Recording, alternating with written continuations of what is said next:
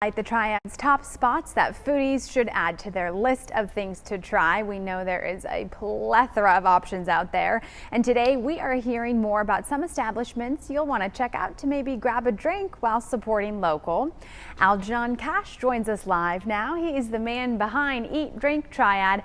Algenon, as always, great to see you. Hey, good morning, Audrey. Hey there. So we know North Carolina is a great place for beer and wine options, but what about the Triad specifically? What do you have for us? You know, we have some really creative, what I like to describe as micro entrepreneurs right here in the Triad. A number of the breweries that we have here in our region actually just grew out of home-based brewing, brewers that learn how to do it at home. And then they actually come and launch their own brewery. And one example of that is Four Saints Brewing Company down in Asheboro.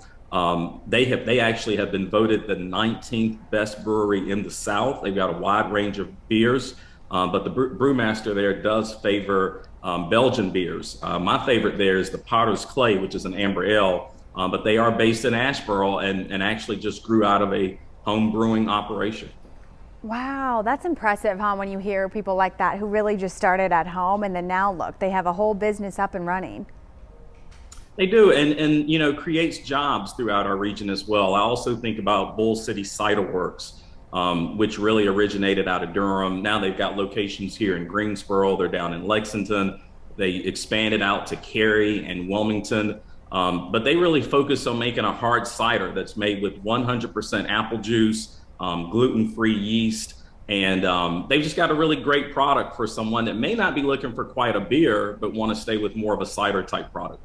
So they actually have their own locations in Greensboro and Lexington. Wow. A lot of people don't realize, but John Clowney, who's the owner of Bull City Cider, he's actually from Lexington.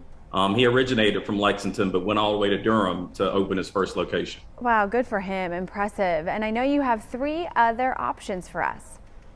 Yeah, the next one's a new one. Steel Hands Brewery, which is actually located in Greensboro. They opened about 4 or 5 months ago. Their tap room got going.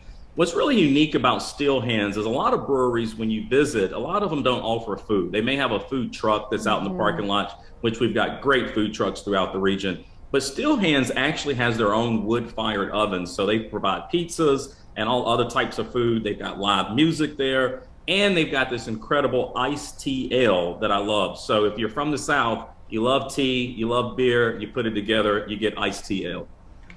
Oh, I love that, Algenon. Thank you for mentioning one that has a kitchen, because that's always my thing. I always want something to munch on with my beverage. All right, we know you have 2 distilleries that you are highlighting. Tell us about those. Yeah, one is in downtown Winston-Salem, Broad Branch Distillery, which is a small batch whiskey and bourbon distiller. My favorite there on the menu is actually the Big Winston. I'm a bourbon drinker. And then also you have Old Nick Williams, and Old Nick Williams is actually located in Lewisville. The distillery there actually opened in 1768. So the Williams family has been in the alcohol business for a very long time. The distillery got shut down during the Prohibition years, but the young generation, the newest generation, has reopened the distillery. Wow. And they are back open for business. They've got an amphitheater out there, food trucks, you name it, but that's Old Nick Williams in Lewisville. Wow. Thank you for this list. This was fantastic, Algenon. Before we let you go today, can you talk a little bit about Restaurant Week? What can we look forward to?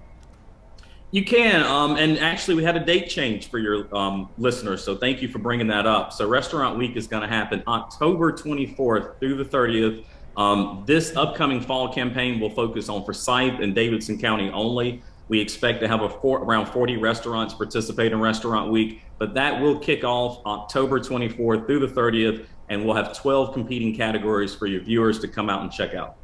Wonderful, and we will have you on our show to tell us more when we get closer to that date. Algenon, thank you for your time. We appreciate it, and we will see you next month for another segment. And you at home can always keep up with Eat Drink Triad on their Facebook and Instagram pages.